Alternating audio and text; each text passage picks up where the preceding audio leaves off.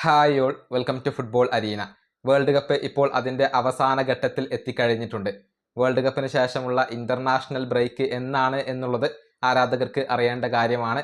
International ബ്രേക്കിൽ FIFA ചെറിയ ഒരു മാറ്റം വരുത്തിയിട്ടുണ്ട്. അതായത് സെപ്റ്റംബർ മാസത്തിലും ഒക്ടോബർ മാസത്തിലും വ്യത്യസ്തമായിക്കൊണ്ട് 2 ഇൻ്റർനാഷണൽ ബ്രേക്കുകൾ ഉണ്ടായിരുന്നു.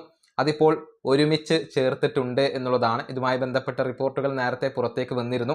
അതായത് സെപ്റ്റംബറിലെയും ഒക്ടോബറിലെയും ഇൻ്റർനാഷണൽ ബ്രേക്കുകൾ ഇപ്പോൾ മെർജ് ചെയ്തുകൊണ്ട് ഒരു ബ്രേക്കാക്കി മാറ്റിയിട്ടുണ്ട്. അതായത് സെപ്റ്റംബർ 21 മുതൽ ഒക്ടോബർ 6-ാം തീയതി വരെയാണ് അടുത്ത ഇൻ്റർനാഷണൽ ബ്രേക്ക് നടക്കുക.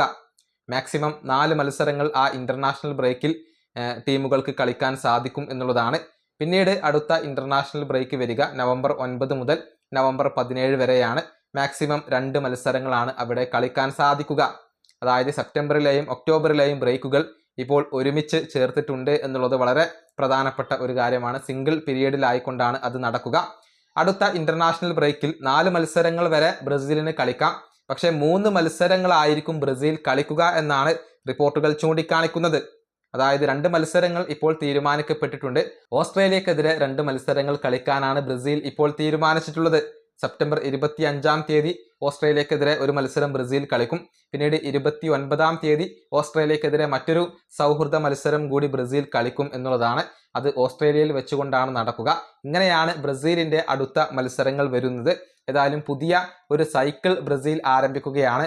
കാർലോ ആഞ്ചലോട്ടി പുതിയതായിക്കൊണ്ട് ഏതൊക്കെ താരങ്ങളെ ബ്രസീലിൻ്റെ ടീമിലേക്ക് കൊണ്ടുവരും എന്നുള്ളതാണ് ഇനി ആരാധകർക്ക് അറിയേണ്ട കാര്യം. ഈ വീഡിയോ അവസാനിപ്പിക്കുന്നു. അടുത്തൊരു വീണ്ടും കാണാം.